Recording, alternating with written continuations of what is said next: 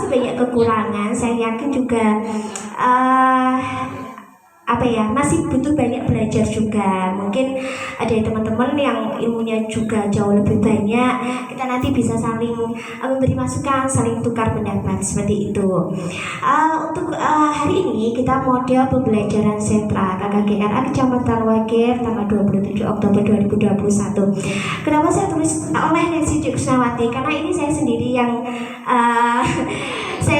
menyusun ini. Jadi saya nggak copy paste dari yang lain, makanya saya berani untuk oleh Nancy Kusnawati.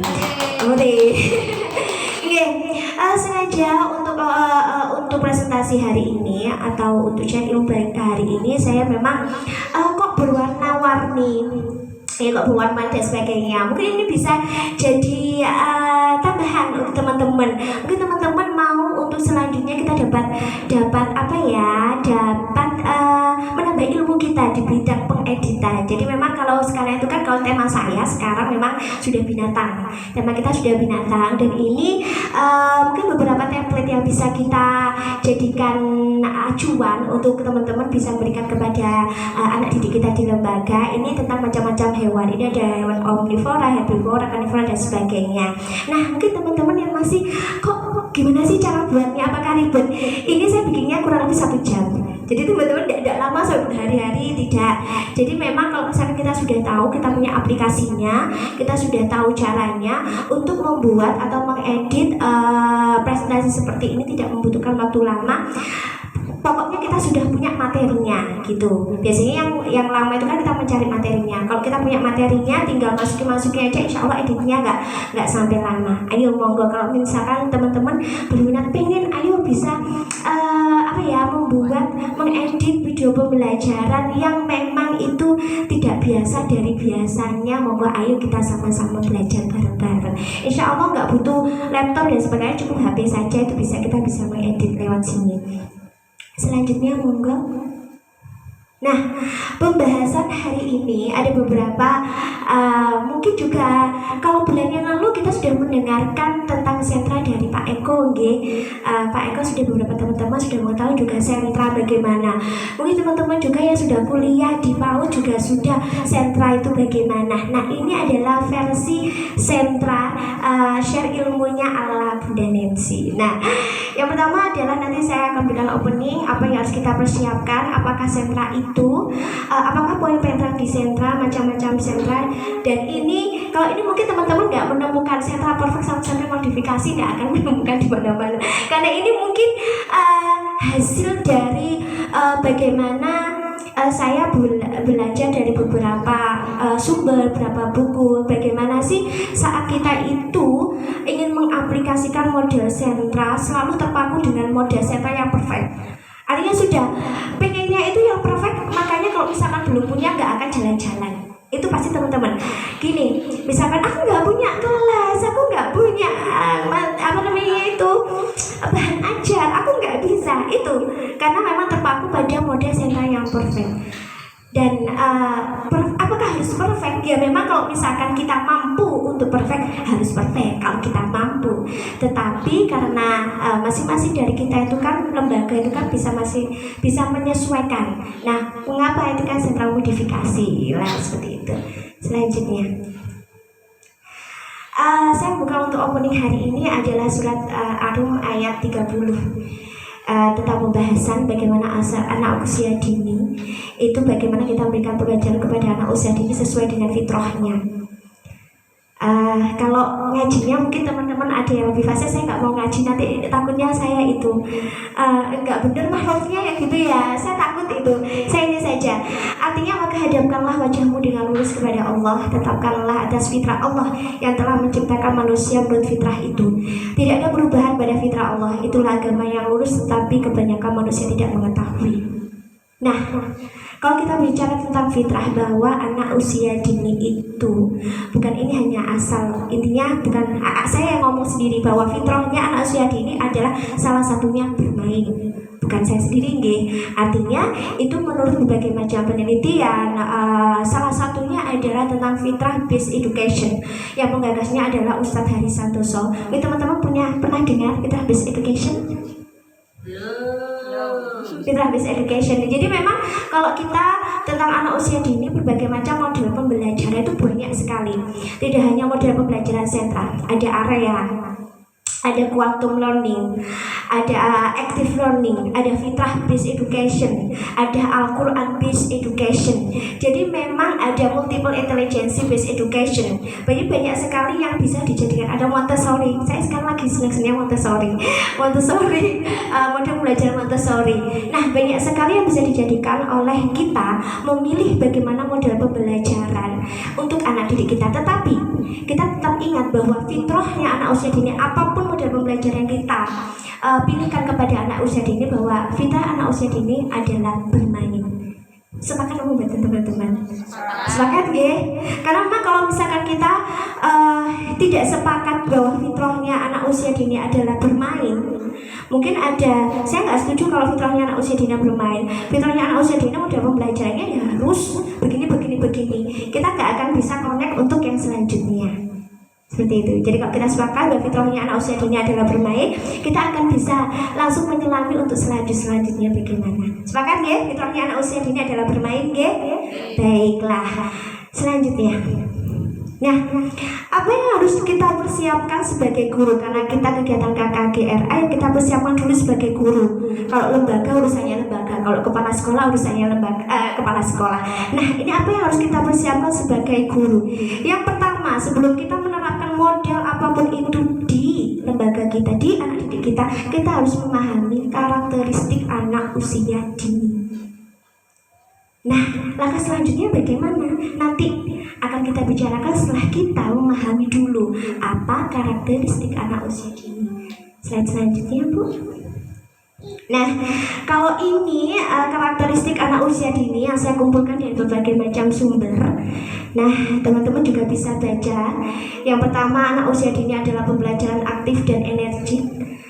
Yang kedua, anak belajar melalui sensori dan panca indera. Yang ketiga, anak membangun pengetahuannya sendiri. Anak berpikir melalui benda konkret. Anak memiliki rasa keingintahuan yang tinggi. Anak sebagai peniru ulung. Anak suka mencoba hal-hal yang baru, trial and error. Setiap anak unik yang memiliki irama perkembangan dan tumbuh kembang yang berbeda antara satu dengan yang lain.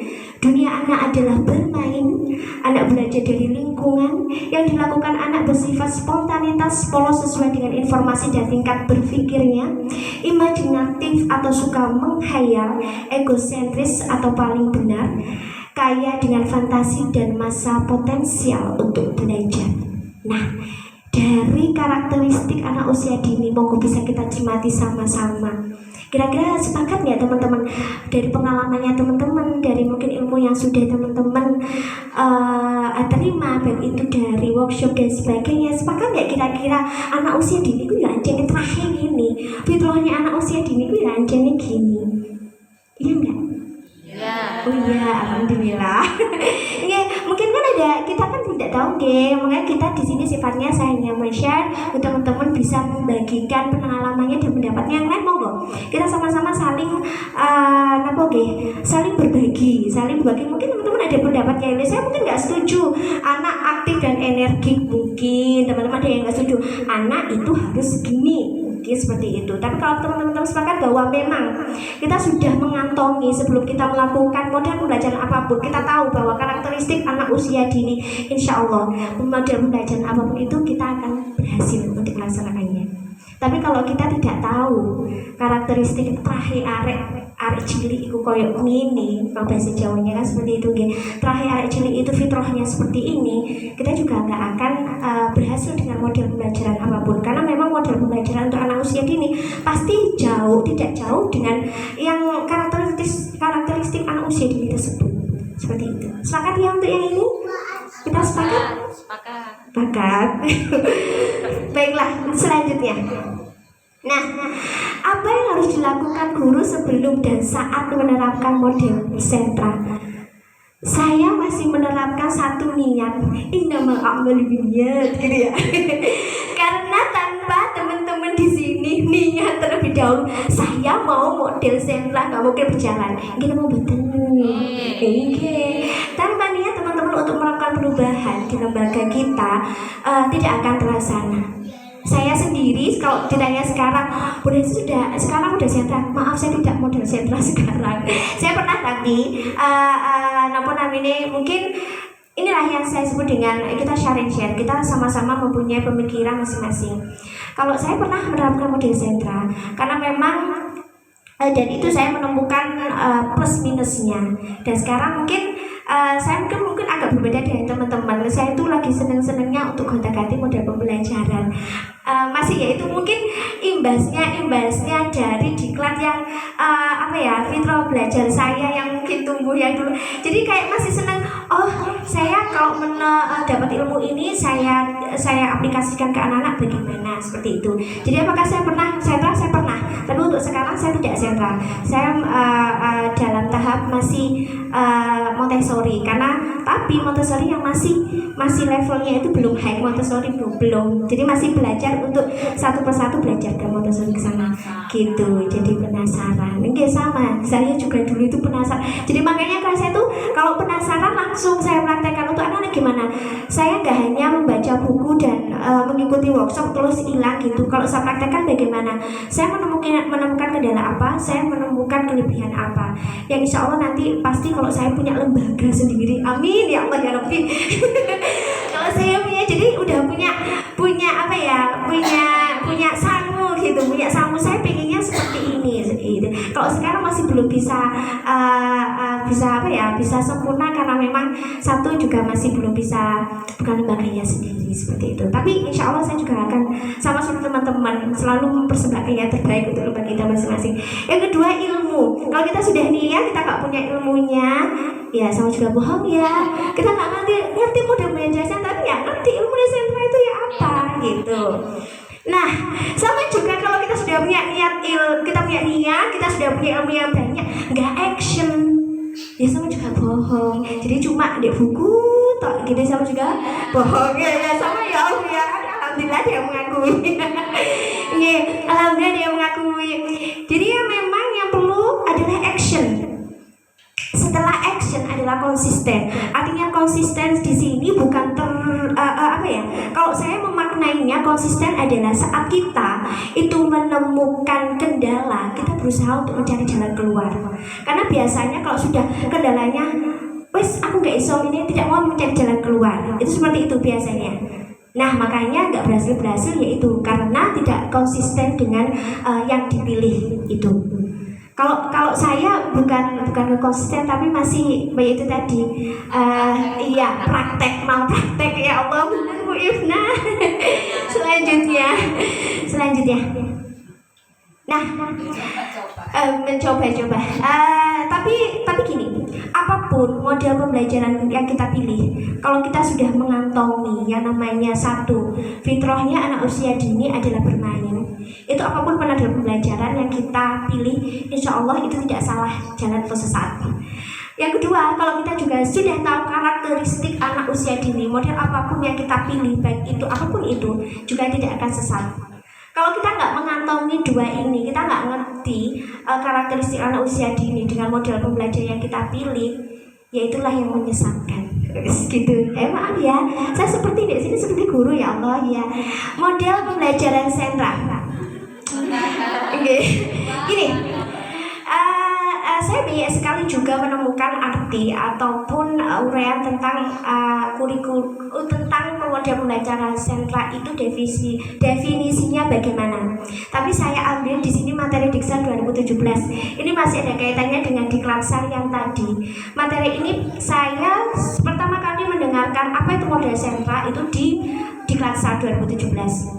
Dan ini yang membuat saya itu penasaran, apa sih gitu. Saya juga penasaran, kenapa saya penasaran Montessori. Itu pertanyaannya Bu Ifna dulu. Bu Ifna pernah bertanya, kenapa sih harus memakai model atau memakai tokoh dari barat untuk dijadikan landasan di penyelenggaraan pendidikan anak usia dini. Ingat Bu Ifna? Enggak, itu adalah salah satu yang membuat saya penasaran. Kenapa harus Levi-Gotsky? Kenapa harus Montessori? Kenapa harus Piaget? Kenapa harus Elizabeth Hallop dan sebagainya? Kenapa harus itu? Itu yang membuat saya penasaran. Kenapa gitu loh?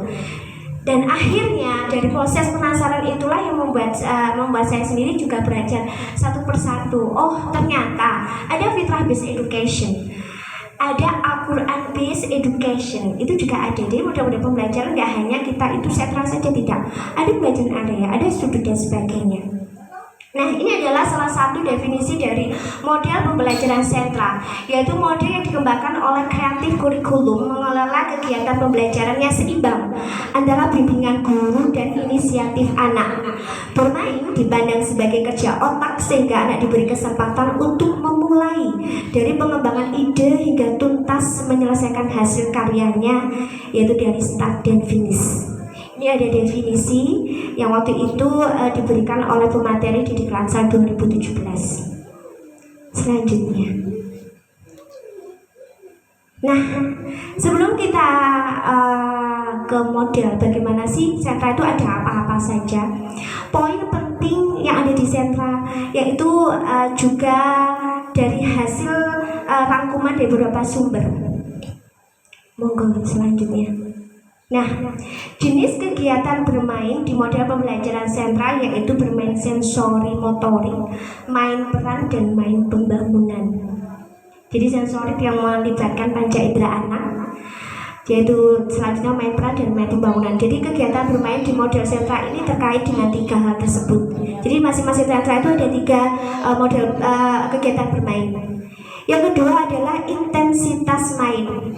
Di sentra itu juga identik dengan intensitas main. Intensitas main itu adalah waktu yang diperlukan untuk anak, yaitu untuk menyelesaikan 3 pengalaman jenis bermainnya tadi dalam satu waktu. Jadi memang ada satu waktu yang memang anak itu diberikan untuk keleluasaan berekspresi. Anak menyelesaikan tugasnya di masing-masing densitas main. Itu namanya intensitas. Selanjutnya adalah densitas main. Adalah berbagai macam cara setiap jenis main yang disediakan untuk mendukung pengalaman anak.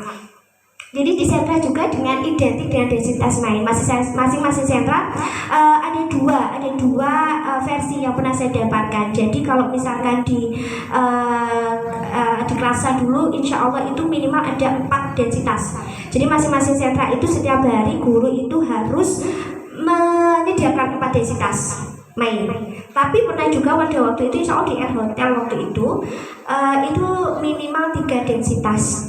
Jadi kalau dikembalikan ke sama teman-teman, monggo mau menyediakan 3 densitas main, monggo mau menyediakan 4 densitas main, itu bisa tergantung dari kebutuhan anak didik, terus juga keadaan lembaga dan kondisi gurunya. Karena memang untuk menyediakan densitas ini, saya yakin guru itu memerlukan waktu yang khusus di masing-masing sentra.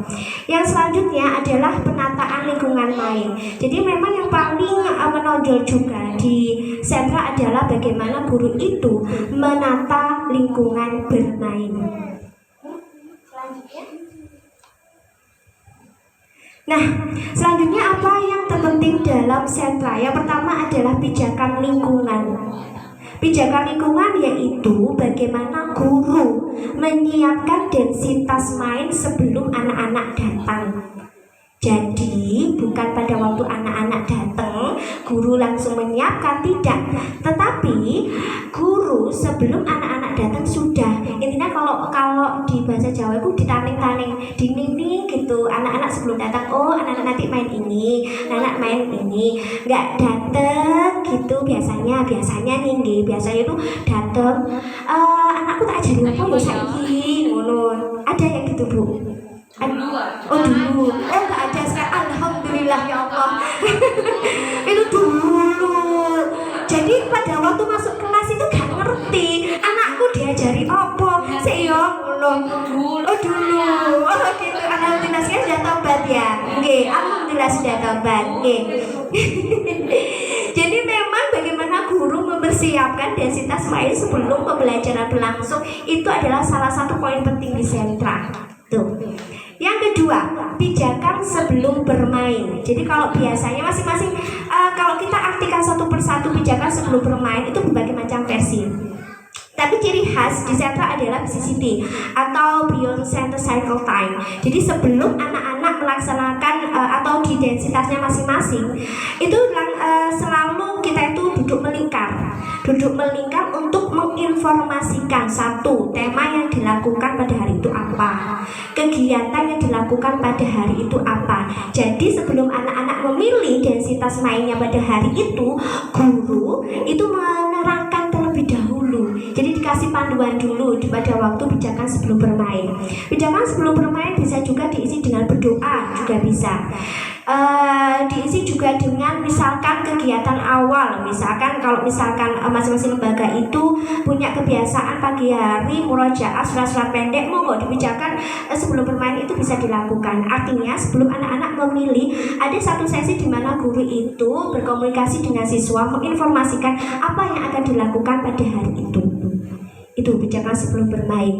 Selanjutnya pijakan selama bermain. Pijakan selama bermain adalah waktu di mana anak-anak diberikan waktu untuk memilih ragam main yang mereka inginkan dengan batas aturan yang kita buat. Artinya, kalau misalkan kita sediakan 3 densitas di situ, ada mainnya yang berjejer-jejer, misal nih, ada mainnya yang berjejer-jejer di belakang rak kita. Artinya kita memberikan pengertian kepada anak-anak bahwa hari itu densitas main atau ragam main yang harus dilakukan diselesaikan anak itu ya sudah disediakan. Nah, itu pada waktu pijakan sebelum bermain, anak-anak diberikan pengertian terlebih dahulu, sehingga pada waktu pijakan selama pijakan selama bermain itu anak-anak udah mau memilih, oh aku mau main ini, oh aku mau main ini terlebih dahulu. Dan diupayakan bahwa dalam satu waktu itu dari 3 densitas main itu anak-anak bisa menyelesaikan semuanya. Diupayakan. Tetapi misalkan nih, kadang kan anak-anak itu kan moodnya kan beda-beda, kadang juga waktunya juga ada, misalkan satu densitas membutuhkan banyak waktu, itu juga ada. Jadi bisa dikondisikan masing-masing. Tapi intinya kita memberikan kebebasan kepada anak bagaimana mereka untuk memilih. Jadi enggak ada waktunya mereka itu manut dengan apa yang kita berikan, tapi ada waktunya anak itu kita beri kebebasan untuk memilih apa yang mereka inginkan. Itu juga salah satu poin di sentra. Kenapa di sentra itu ada beberapa densitas yang harus diinginkan? Karena terkadang guru kalau misalkan tidak memberikan berbagai macam ragam densitas, cuma satu kongkong nulis doang misalkan ya, kan belum tentu anak itu mau semuanya menulis. Tapi kalau misalkan kita kasih pilihan, dikasih ini gitu, yang sesuai dengan kompetensi dasar, yang sesuai dengan aspek perkembangan anak, insya Allah itulah poin penting yang ada di sentra. Yang selanjutnya adalah pijakan setelah bermain. Poin penting di sentra juga adalah satu, recalling. Jadi setelah anak-anak itu melakukan kegiatan, mengulang kembali. Jadi dengan itu mengulang kembali apa yang memang dilakukan anak-anak, apa yang disukai anak-anak. Dan yang paling penting dibiasakan kepada anak-anak itu untuk membereskan mainan yang sudah mereka mainkan. Nah, mungkin dari 4 pijakan ada yang sudah saya sampaikan, ada teman-teman yang tidak sepakat atau ada yang ditambahkan? Ada yang tidak sepakat, mungkin nggak ngono Bu Desi sampean semalah gitu, mungkin ada. Kok diem ya? Saya kan jadi kayak pede, saya benar Bu lek diem itu. Nggih. Bu Nurul, sepakat Bu Nurul? Sepakat. Nggih. Karena memang saya nggak mau ngeplek nggih. Jadi apa yang saya sampaikan itu sesuai dengan pemahaman dan bahasa yang saya bisa gitu. Karena kalau misalkan tadi saya ya bisa saja Bu nulis di blog, tapi nanti jatuhnya jenengan semuanya nggak melihat saya, melihatnya tulisan gitu. Kalau gini kan jenengan lihat ke saya gitu. Oke, sepakat teman-teman. Kalau misalkan poin penting di sentra adalah pijakan lingkungan, pijakan sebelum bermain, pijakan selama bermain, dan pijakan setelah bermain. Sepakat nggih. Nggih. Jenenge aturane tutuk kono ngono sing gawe. Nggih. Baiklah, selanjutnya. Nah, apakah ada yang teman-teman tanyakan? Tepuk senyumnya dong. Sengaja ini. Sudah tahu tepuk senyum? Oke. Tepuk senyum itu sebenarnya cuma gini aja. Sebenarnya kalau orang gledek gitu ya. Tapi saya suka gitu. Jadi anak-anak yang biasanya tuh perengut gitu, tepuk senyum gitu nggih, langsung cheese gitu. Cuma gini aja. Tepuk senyum. Cheese, cheese. Cheese, cheese. Cheese. Jadi senyumnya tuh gitu tok Bu. Nggih, ayo ya. Iya, teman-teman tuh bingung. Aku juga nggak ngerti. Apa deh teman-teman, oh tiba ini sentra, apa gini, duh Nancy ngomong apa sih? Kita nggak tahu ya Bu ya. Tapi insya Allah sih mudah-mudahan apa yang di hati teman-teman itu bisa bermanfaat, tidak batinnya yang macam-macam gitu. Oke, coba ya, tepuk senyum ya, tepuk senyum, cheese, cheese, cheese, cheese, cheese. Oh, gitulah, itu kan kelihatan cantik dan gantengnya biasanya. Mungkin ada teman-teman yang dari sini ada yang apa yang kurang jelas dari apa yang saya paparkan. Monggo. Apa sudah ngerti? Apa sudah paham? Apa bingung gitu? Lingkungan saya lebih mau diskusi atau sharing sendiri Bu, karena saya sudah di materinya sudah dapat, tapi mungkin teman-teman ada yang belum dapat ya Bu ya.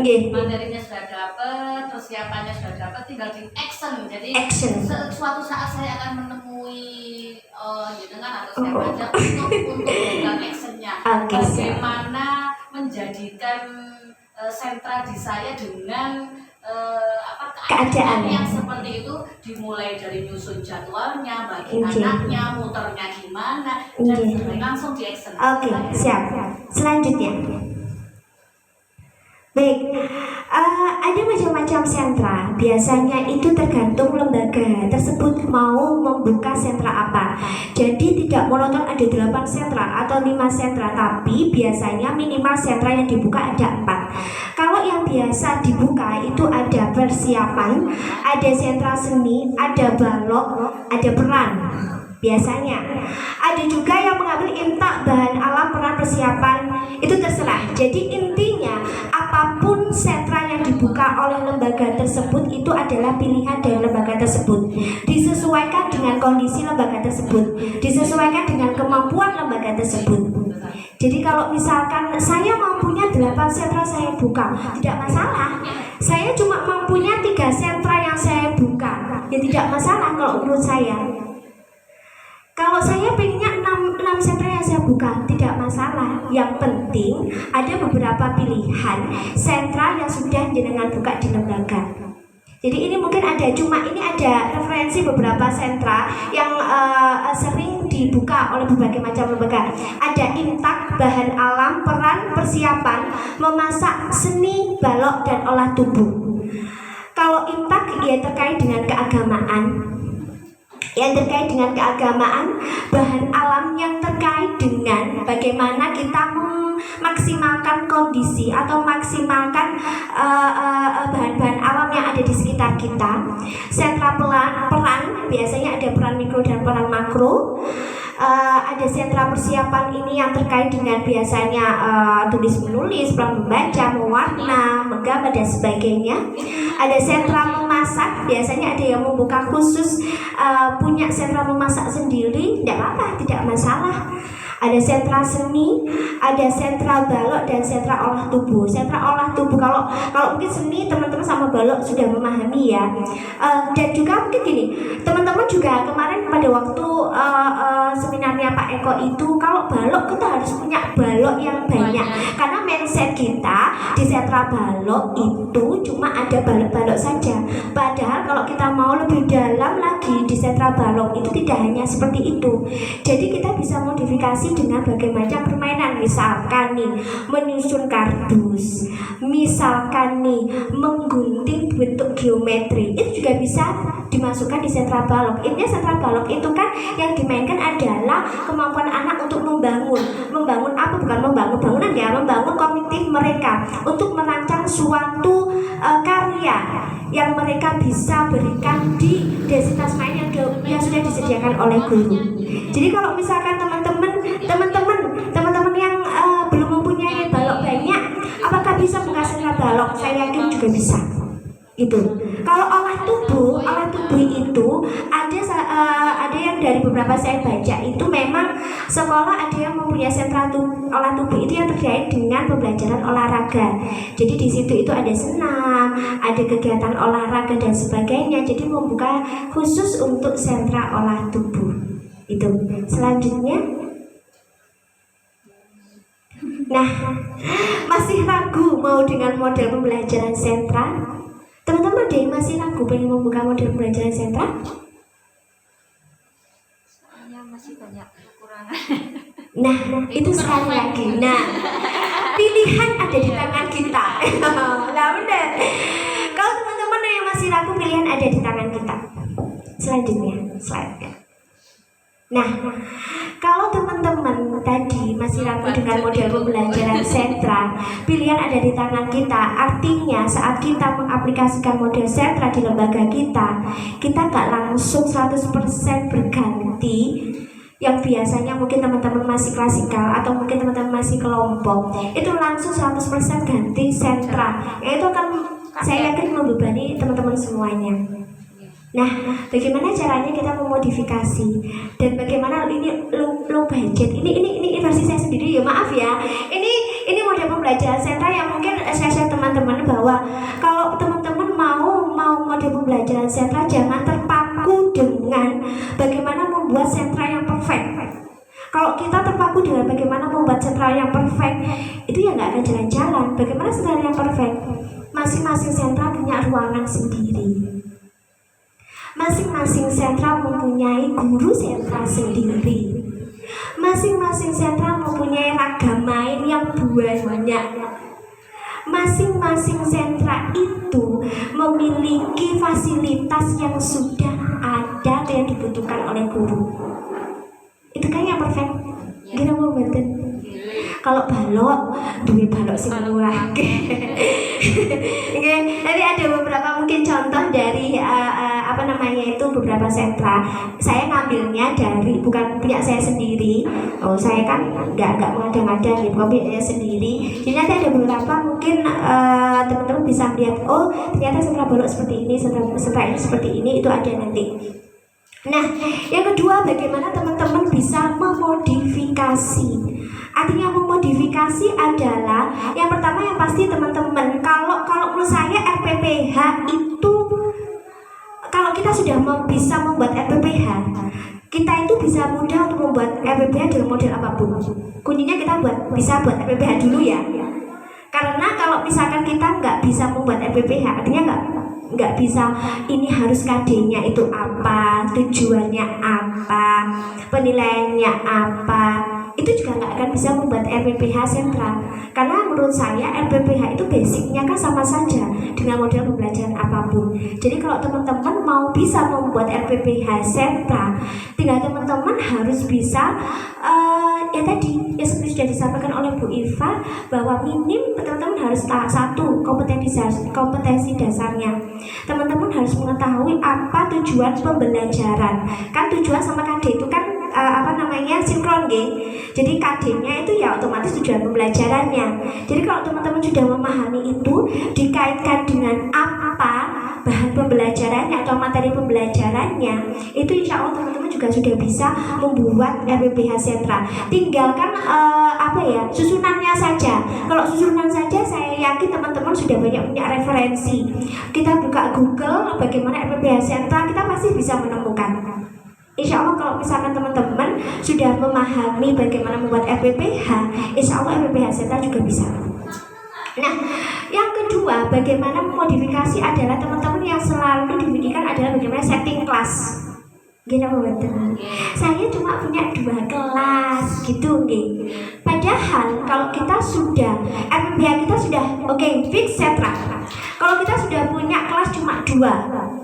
Kita cuma gurunya 2, mungkin itu nanti aku budget itu ya, gurunya mek loro atau kelasnya cuma 1, itu kan bener-bener. Atau gini, lo budget dulu, bukan modifikasi. Itu yang paling saya pernah saya nggak hanya asal menginformasikan. Saya pernah menemui satu sekolah, kalau dari dia sekolah tahfidz Al-Quran, dari gedungnya bagus, masya Allah, dari luar bagus. Tapi apakah dia menerapkan sentra? Iya. Tapi sentranya menurut saya low budget, bukan karena nggak punya uang ya, oke. Kalau menurut saya itu sekolah bagus, SPP-nya mahal, tapi dia menerapkan menurut saya low budget. Artinya cuma punya 1 kelas. Misalnya TKB sendiri, TKA sendiri, dia punya 1 kelas. Dan bagaimana menata? Dia cuma punya rak sebelah sini, di pojok di sebelah sini itu cuma ada papan tulis. Tidak pakai kursi, pakai namanya dampar, itu namanya cuma meja kecil-kecil yang ditata di situ. Dan di sini ditulis, di raknya sini cuma ditulis sentra persiapan, sentra bahan alam, sentra peran, sama sentra balok. Di situ ditaruh apa namanya ragam mainnya, dipajang di situ. Apakah sudah bisa disebut sentra? Menurut saya sudah bisa. Kalau RPPH-nya sudah menunjukkan bahwa itu sentra. Karena memang kan itu menurut saya low budget. Tapi sudah RPPH-nya sudah sentra. Dan pada waktu melakukan itu sudah pijakannya sudah benar. Sudah ada pijakan pijakan lingkungan di mana guru itu sebelum belajar sudah menata. Artinya kalau misalkan hari itu waktunya sentra persiapan, ya memang yang disediakan oleh guru di densitas mainnya ada yang terkait dengan persiapan. Meskipun itu cuma punya rak yang disekat jadi 4 sentra, cuma 1 kelas, dan gurunya juga cuma 1. Itu. Jadi kalau menurut saya maka sudah bisa disebut sentra kalau menurut saya, karena itu sentra yang low budget yang memang kemampuan dari lembaga tersebut bisa melakukan itu. Kalau misalkan lembaga yang bisa membagi kelasnya dengan masing-masing kelas itu sentra persiapan 1 kelas, sentra peran 1 kelas, masing-masing sentra itu ada guru, itu juga benar. Kalau menurut saya itu adalah sentra yang perfect, yang lembaga itu bisa melakukan, gurunya bisa melakukan. Tetapi kembali lagi ke kita, kalau kita belum bisa melakukan itu, startnya yang paling low budget adalah 1 kelas itu bisa disekat-sekat. Maksudnya itu ragam mainnya yang menunjukkan situ sentra. Tetapi dari pijakan-pijakan yang dilakukan tetap ada. Guru melakukan menyediakan ragam main. Setelah itu ada BCCT yang guru itu menerangkan tema hari itu. Setelah itu anak diberi kebebasan untuk memilih ragam main, recalling, dan selanjutnya pijakan setelah main yang anak membereskan dari mainan yang sudah dibuat tadi. Menurut saya itu sudah sentra. Kalau teman-teman low budget seperti itu sentra nggak?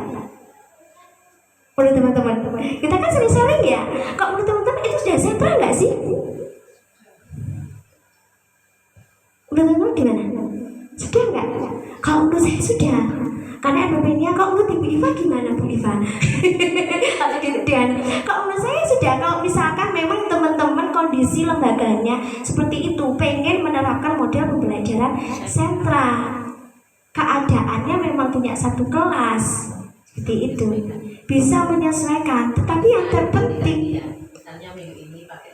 iya, tepatnya tetap di situ. Tapi di RPP-nya misalkan hari ini sentra main peran, densitasnya yang dipersiapkan adalah yang main peran. Step-stepnya ya tetap sama seperti sentra. Ada pijakan lingkungan sebelum main, waktu main, dan setelah main.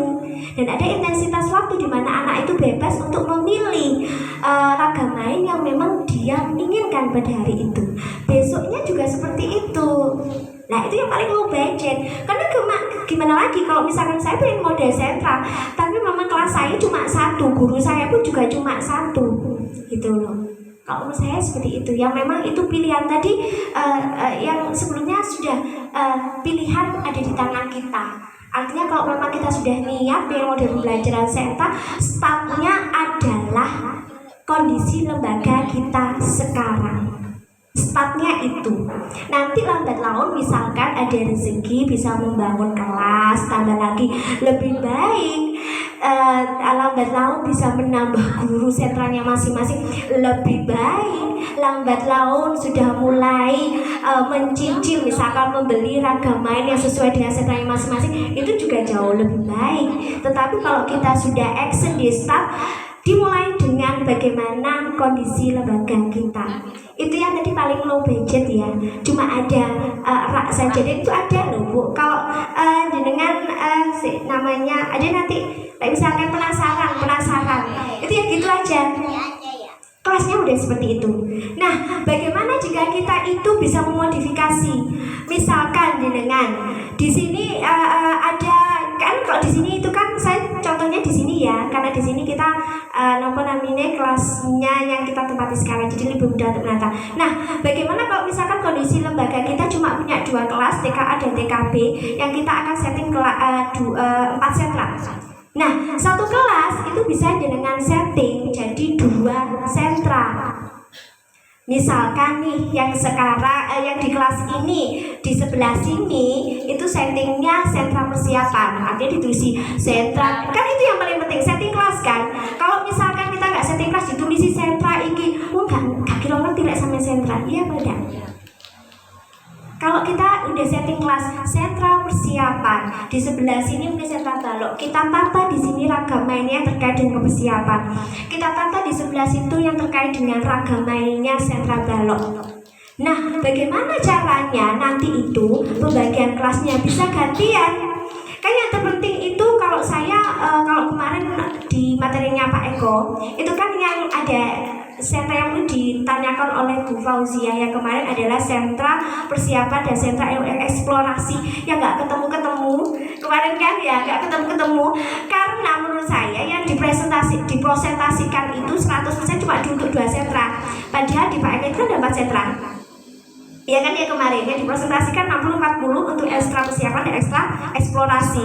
Tapi kalau misalkan kita pemahamannya mindset kita bahwa kita nggak terpaku di situ, tapi kita terpakunya gini. Oke, sentra persiapan untuk TKB lebih banyak daripada sentra eksplorasi. Jadi kalau misalkan kita 1 minggu kita punya 4 sentra. Kita 1 minggu kita punya persiapan eksplorasi balok peran misalkan nih. Kalau misalkan TKA persiapannya lebih banyak. Kalau kita nyari 5 hari, ini 5 hari ya. Kalau Sabtunya libur, itu terserah jadi lembaganya masing-masing. Kalau kita 5 hari, untuk TKA berarti eksplorasinya itu 2 hari, persiapannya 1 hari, baloknya 1 hari, seninya 1 hari, atau perannya 1 hari. Jadi eksplorasinya lebih banyak dari persiapan. Kalau TKB, karena TKB itu mau ke SD, berarti persiapannya itu 2 hari, eksplorasinya cuma 1 hari, seni sama baloknya 1 hari. Itu sebenarnya dimaksud oleh Pak Eko, jadi 60-40. Tapi kemarin tuh mungkin nggak kesampai ya apa yang dimaksudkan oleh Pak Eko, sehingga ada beberapa yang bingung kok nggak ketemu kayak miss. Padahal itu simple saja. Kalau misalkan itu kita memahami bahwa oke, persiapan untuk TKB itu lebih banyak, itu insya Allah ketemu kok, gitu loh. Dan itu masing-masing teman-teman bisa, yang pertama untuk membagi bagaimana pengaturan dari waktunya, dan teman-teman sepakat dulu mau buka sentra apa dulu. Kalau teman-teman itu sepakatnya mau buka 5 sentra, ya sudah 5 sentra, berarti yang dibagi adalah 5 sentra. Kalau teman-teman sudah dikomunikasikan TKA itu persiapannya eksplorasinya lebih banyak, berarti nanti teman-teman membaginya di eksplorasi. Ini saya sentranya Pak Eko yang contoh kemarin ya. Teman-teman boleh sentra yang lain. Sentra eksplorasi di sini tuh sentra bermain kalau di Pak Eko kemarin tuh. Jadi kalau persiapan itu yang baca, tulis dan sebagainya. Kalau eksplorasi itu main-main gitu ya. Jadi memang kalau misalkan teman-teman sudah kalau TKB berarti nanti diperbanyak di persiapannya. Kalau yang TKA banyak di eksplorasinya. Kalau teman-teman sudah start punya berapa jumlah sentranya, insya Allah itu kan komunikasi. Kalau saya itu tidak lembaga saya dijadikan contoh tidak bisa, atau lembaganya Bu Nurul nggak bisa dijadikan contoh karena satu, kita berbeda lingkungan, kita berbeda jumlah kelas, kita berbeda jumlah guru. Nah, bagaimana bisa itu untuk actionnya? Satu, lingkungan ini dulu bagaimana mengkomunikasikan, memutuskan berapa sentra yang dibuka, berapa presentasi dari masing-masing sentra yang akan anak-anak mainkan. Itu kuncinya di situ. Jadi kalau misalkan kita kayak kemarin, kalau kuncinya di Pak Eko yang 60-40, ya apa bingung, nggak action bagaimana? Kuncinya ada di situ. Nah, bagaimana cara pengaturannya? Kalau tadi dibagi-bagi ya, yang di sebelah sini persiapan, yang di sebelah sini balok, yang kelas satunya peran, satunya seni. Jadi di sisi-sisi gitu aja loh. Dan bagaimana nanti pembagian kelasnya yang diganti-ganti. Misalkan TKA waktunya hari ini sentra persiapan ya di kelas ini, TKB-nya di main peran. Begitu juga misalkan besoknya TKB-nya mau persiapan. Nah, TKB-nya di kelas ini persiapan, TKA-nya diganti di kelas di situ. Jadi cuma dirombak-rombak gitu saja. Simpel kalau menurut saya sebenarnya. Kalau mau X itu simple. Jadi tinggal bagaimana memodifikasi, menyesuaikan jadwal teman-teman yang bisa komunikasi antar guru. Kalau teman-teman masih nggak punya guru sentra misalkan, kan idealnya masing-masing sentra punya guru sentra. Masing-masing kelompok punya guru kelompok masing-masing, idealnya, gitu. Tapi kalau misalkan nggak punya, ya rangkep-rangkep ya tidak apa-apa, karena idealnya, karena punyanya seperti itu. Jadi kalau misalkan hari itu kelompok A, gitu. Yang penting kan ada pembagian dulu ya. Kalau TKA pada waktu itu persiapan dengan yang ada, misalkan saya sama Bunda Agis ya. Persiapan pada waktu itu saya memegang persiapan. Jadi TKA ya sama saya di sentra persiapan. Kalau dia TKB di sentra seni sama Bunda Agis. Misalkan besok saya yang ditugaskan untuk sentra persiapan, berarti TKB sama saya di sentra persiapan, TKA di sentra seni sama Bunda Agis di sana. Tinggal komunikasi. Yang penting kembali lagi bagaimana tadi teman-teman itu memahami bahwa anak usia dini itu karakteristiknya adalah bermain, menciptakan densitas yang sesuai dengan karakteristik. Kalau teman-teman sudah terpaku anak-anak harus diem mengikuti jenengan di depan kelas, saatnya ayo nulis, saatnya sekarangnya ini, saatnya ini, ya akan bisa terlaksana. Kuncinya adalah teman-teman mengetahui bahwa karakteristik anak usia dini butuhnya adalah bermain. Insya Allah model sentra bisa teman-teman laksanakan. Ada yang mungkin, aduh ya Allah, aku sampai itu. Ada mungkin teman-teman dengar, maksudnya paham ya, biasa sampaikan ya. Apa saya terlalu cepat atau jelimet gitu? Bu Nancy, Beribun. andaikan kan itu kelas A, andaikan 30 kan J. Kepi itu di sentra, berarti ya jadi 130 itu pindah-pindah sentra gitu. Nggih. Kalau kondisi jenengan seperti itu nggih. Misalkan jenengan punya 4 guru yang bisa mengkondisi dibagi. Misalkan kelas jenengan ada 30 anak. Ya. Nggih, jenengan mau bagi satu kelas tersebut, tapi kalau misalkan jenengan bagi sentra berbeda, jenengan RPP-nya jadi 2. Tetapi idealnya adalah satu RPP di misalnya persiapan, tapi guru satu itu tidak memegang 30. Karena kan kalau 30 idealnya kan 10 sampai 15 ya satu guru ya. Tapi kalau misalkan jenengan punyanya sekarang itu masih punya satu guru, ya mungkin yang bisa dilakukan adalah 4 guru ya. Misalkan di sini ada petugasnya sentra, guru sentranya jenengan. Terus jenengan juga sudah punya guru kelas. Itu bisa dilakukan. Jadi hari itu 30-nya di sentra persiapan semua, tapi tidak ada 2 guru. Gitu loh. Ada 2 guru yang bisa menuntun anak-anak, karena kalau misalkan satu guru ya untuk riwayat. Tapi gini, karena di sini ada bicara sebelum bermain ya, di situ kan ada dijelaskan anak-anak hari ini Bunda punya 3 densitas. Nah, yang boleh bermain di 3 dan anak-anak nggak ngerti densitas biasanya. Bunda tuh punya 3 mainan hari ini gitu. Nah, 3 mainan ini, tapi nanti Bunda akan bagi nih. Yang pertama, misalkan yang bisa menjawab 10 pertanyaan Bunda dulu, misalkan. Kan macam-macam kalau mau bagi sentra itu kan macam-macam modelnya. 10 dulu yang bisa menjawab pertanyaannya Bunda nanti di mainan ini. 10 dulu di sebelah sini, 10 dulu yang ini, gitu nggih. Nah, nanti tugas kita kalau di sini sudah selesai, itu bisa kita arahkan ke mainan yang 2-3 gitu loh. Kalau bisa diarahkan semua, maksudnya satu anak bisa menyelesaikan semuanya 3 densitas, alhamdulillah. Maksudnya berarti tujuan hari itu, tujuan pembelajaran hari itu bisa terselesaikan semuanya.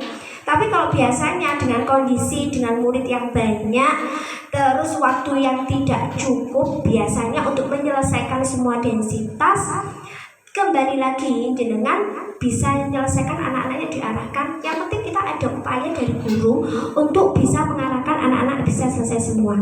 Tapi kalau 2 yang selesai berarti penilaiannya ya 2 dari 2 yang sudah dikerjakan anak-anak. Seperti itu. Oke, mungkin ada yang lain? Bu Yuni? Putri? Oke. Jadi kalau saya di jalan kan ada 8 sentra. Oke. Nama ini kan yang dikatakan 6 sentra. Jadi kalau baru atau gimana? betul. Kalau menurut info dari beberapa sumber yang saya baca dan dari beberapa webinar yang saya ketahui gitu, bahwa memang macam-macam sentra yang dibuka itu tergantung dari lembaganya masing-masing. Nah, yang terpenting adalah persiapan. Itu kan dasarnya. Terus ada juga main peran. Terus ada juga bahan alam. Sedangkan kalau misalkan misalkan itu dari ada olah tubuh, itu kan penyesuaian dari masing-masing lembaga. Olah tubuh sama memasak itu kan Berbeda. Nggih. Jadi kalau saya lihat itu ada salah satu, nanti mungkin ada di slide saya yang itu olah tubuh itu. Jadi memang ada olahraga di situ, anak-anak senam dan sebagainya. Nanti ada beberapa, nanti itu yang panjang. Itu saya kalau yang itu yang saya berikan selanjutnya itu saya copy paste. Artinya saya itu dari beberapa PPT yang pernah saya pelajari gitu. Kalau yang ini saya buat sendiri gitu. Ini ada yang lain dari teman-teman? Sampun ge, ya Allah, maaf loh ya, jangan bosan ya lihat saya di sini. Selanjutnya sudah, thank you for attending. Terima kasih untuk perhatiannya. Untuk selanjutnya saya hanya akan membuka slide-slide saja, contoh-contohnya saja yang tadi saya bilang itu dari sumber, bukan dari saya. Itu seperti contoh-contohnya sentra gitu. Nah, itu kakak wakil sentra model pembelajaran dulu aja. Ini banyak contohnya, mungkin bisa jadi referensi buat teman-teman. Ini saya dapatkan, saya biasa itu Bu, ngoleksi kayak seperti ini. Jadi kalau misalkan dari workshop apa gitu masih saya simpen nih. Langsung ke model pembelajaran sentra aja, itu panjang soalnya. Kita fokus, itu kita belajar model-model pembelajaran pada waktu itu memang langsung ke model pembelajaran sentra. Ini waktu di El Hotel insya Allah ini. Mungkin Bu, siapa ya dulu yang ikut ya? Bu Ifna insya Allah ikut. Di El Hotel ikut Bu Azia. Iya. Karangploso ya El Hotel itu. Ikut, bisa ikut? Nggak bisa. Sisi Bu. Saniti sama saya. Iya, saya lupa sama aja. Ya, ini waktu Bu Tin sama Pak Bintoro Wibowo langsung pembelajaran sentra. Ya, terus di atas startnya ada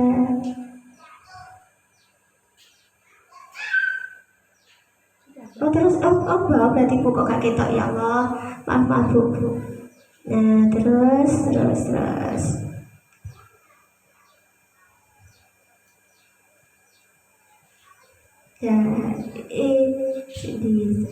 itu rasa agak ketok kalau soal ibu tulisannya, iya. Oh, ini sudut ke bawah terus Bu, sampai ketemu sentra. Ini model pembelajaran sudut. Sebenarnya kalau kita lihat pun di sini itu sudut, area, sentra itu juga habis. Ini kelompok. Itu hampir sama semua area. Ya hampir sama. Cuma ini sentra. Nah, ini model pembelajaran sentra. Langsung terus menurun. Ini sudah start pembelajaran sentra. Teman-teman juga bisa melihat. Oh, nggak mau digedein ya Bu ya? Oh sudah bisa. Nah, lanjut terus. Ini sentra balok, oke? Ini contoh-contohnya. Nah, mungkin langsung dilihat-lihat gitu aja ya. Nggak usah tulis-tulisannya. Bisa next lagi. Ini sentra main peran. Ada mikro, ada makro. Sama paham mikro makro? Paham gak? Cuma bedanya itu kalau mikro sama makro itu perannya memainkan sendiri sama memainkan misalkan boneka, memainkan misalkan dulu itu kalau bongkar pasang kayak gitu. Bedanya ada di situ sih. Next. Ini sentra intak. dikonsepkan untuk sholat gitu, sentra seni, sentra persiapan, sentra bahan alam, sentra memasak, nih belajar konsep matematika. Nah, padahal itu kalau misalnya kita mau masak, kok masak kok ya? Padahal kalau misalkan kita lihat di situ di sentra memasak, anak belajar konsep matematika, sains, alam, sosial, sehingga menunjang perkembangan. Loh banyak ya, dia kayak masak kok gitu ya. Next, enggak apa-apa Bu. Nah, ini penataan lingkungan main di dalam sentra. Next. Nah, ini contoh densitas mainnya. Ini bahan alam, sentra bahan alam. Next, ini bahan alam. Nah, kok lihat sini, ini seneng ya Bu ya? Ya Allah, gitu ya. Ya Allah, kamu deh ini ya Allah, gitu. Enggak, bayangannya itu Masya Allah ya. Jadi memang ini poin pentingnya adalah ini, bagaimana guru itu menata di penataan lingkungan densitas main sebelum anak-anak main. Jadi tadi nggak yang guru teko gak ngerti kata diajari opo. Nah, itu poin penting di sentra, di model pembelajaran apapun juga. Selanjutnya, nah ini alam ini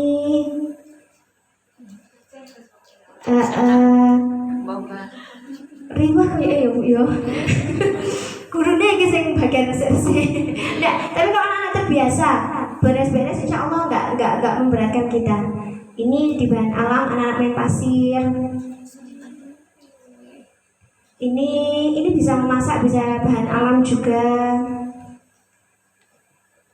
Di bahan alam, mengeksplorasi. Tapi kayak itu kenapa saya yakin guru-guru itu kayak males gitu. Males bukan nggak ngerti bahan alam tuh harus suhe ya nggak sih?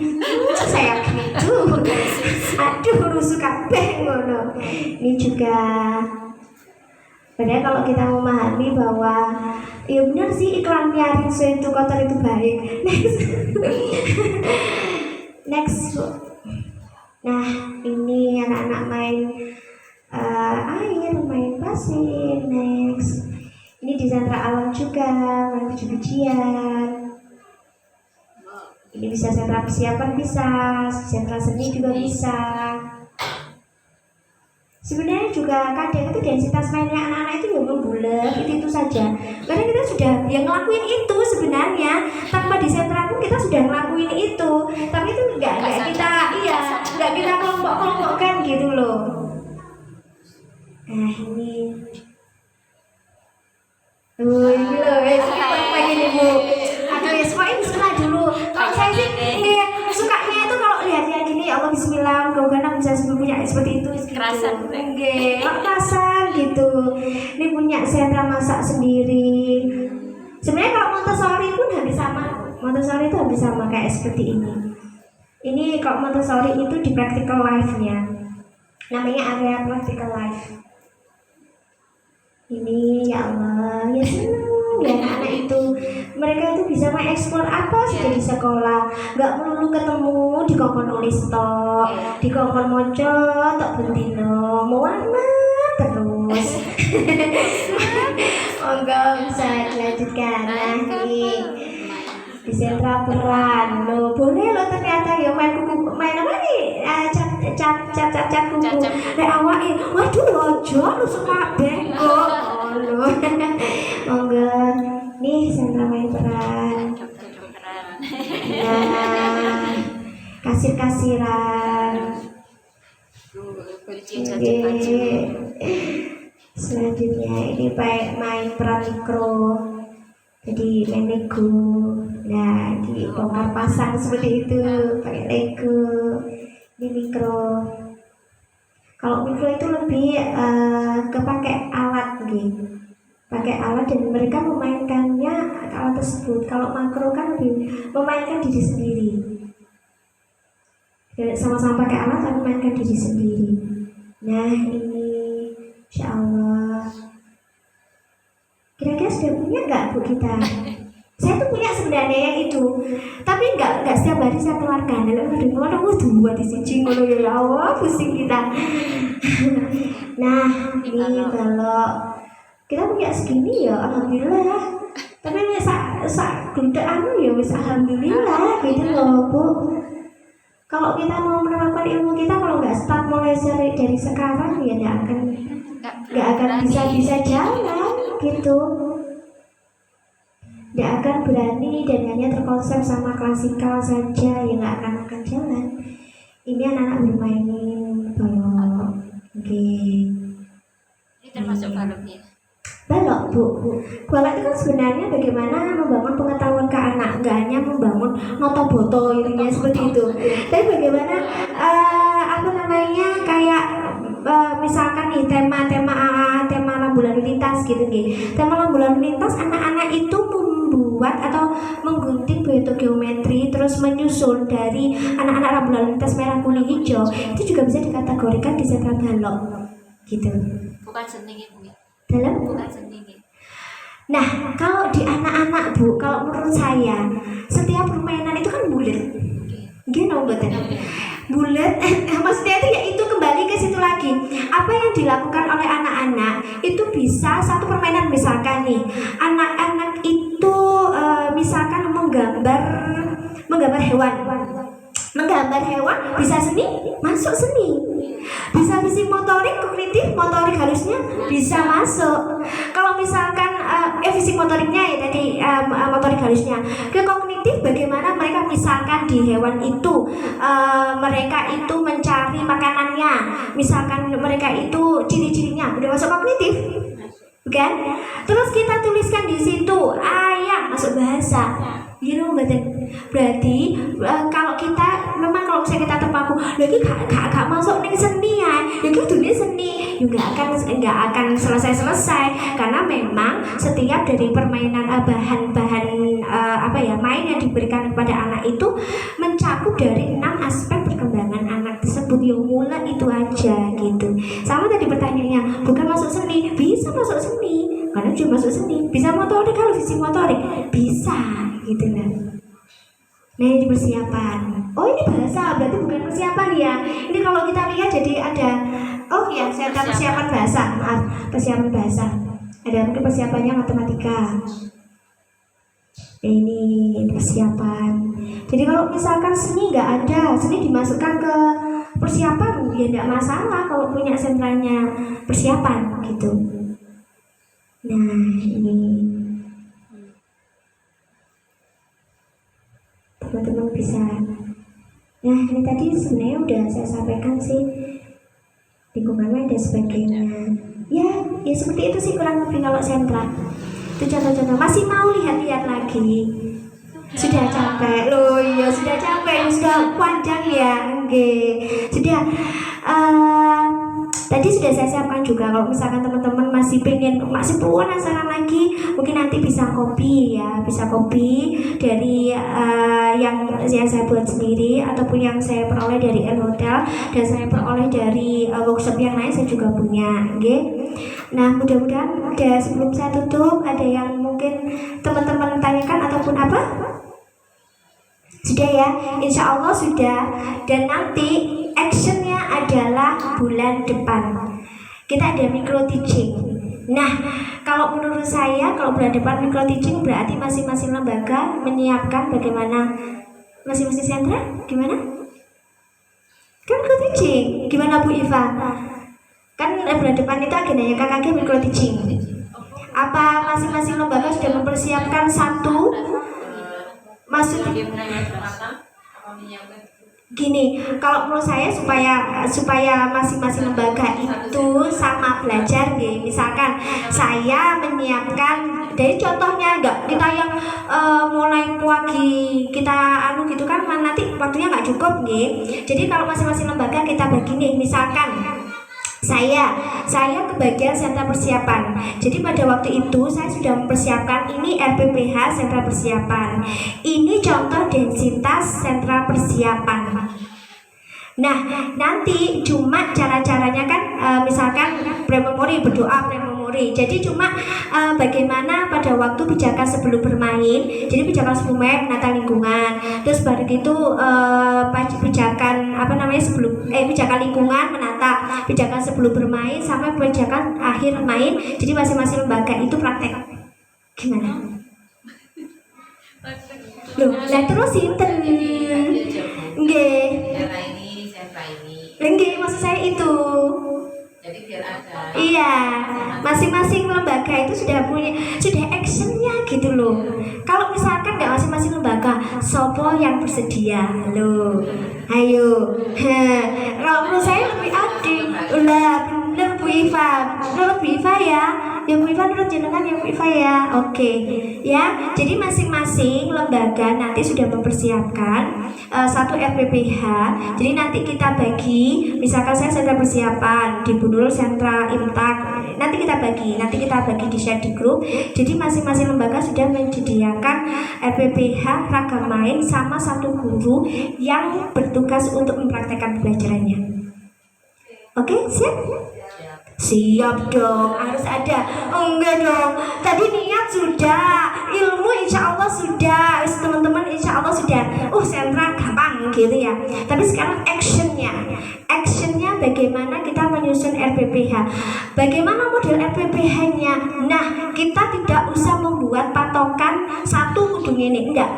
Kita masing-masing menyediakan RPPH versi kita. Jadi nanti kita akan temukan bagaimana versi RPPH dari masing-masing lembaga gitu. Yang penting artinya itu kita nggak di share RPPH-nya kudu ngene podo kabeh ndak. Jadi nanti itu bentuk-bentuknya terserah. Yang penting memuat tujuan pembelajaran, kegiatan pembelajaran sama penilaian. Kalau modelnya nanti mau dibagi panjang, mau dibagi landscape, mau kasih bintang-bintang, mau dikasih analis terserah. Yang terpenting masing-masing lembaga sudah menyediakan RPPH ragam main sama satu guru untuk praktek belajarnya, praktek mengajar. Oke? Siap dong. Harus ada perubahan ya Bu Iva ya. Kalau iya, oke, tidak apa-apa. Yang penting action. Harus gurunya. Yes. Harus gurunya yang mempraktekkan. Nanti kepala itu ada bagian sendiri. Baiklah teman-teman semuanya, alhamdulillahirabbil alamin. Ini kegiatan KKG kita perdana yang sudah saya isi dengan bagaimana model pembelajaran sentra. Mudah-mudahan apa yang saya sampaikan bermanfaat untuk teman-teman semuanya. Mohon maaf jika ada yang kurang berkenan dalam saya menyampaikan materi pada hari ini. Mudah-mudahan sekali lagi apa yang kita lakukan, apa yang kita pelajari hari ini bermanfaat bagi kita semuanya. Amin. Dan mendapatkan barokah di dunia dan di akhirat. Amin. Akhiru kalam wa billahi taufiq wal hidayah wa billahi wal inayah. Wassalamualaikum warahmatullahi wabarakatuh. Tepuk semangat.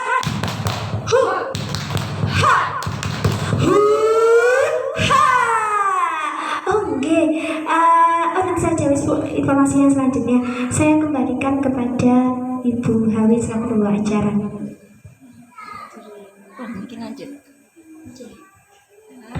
Terima kasih Bu Nancy, semoga semua yang disampaikan bermanfaat dan kita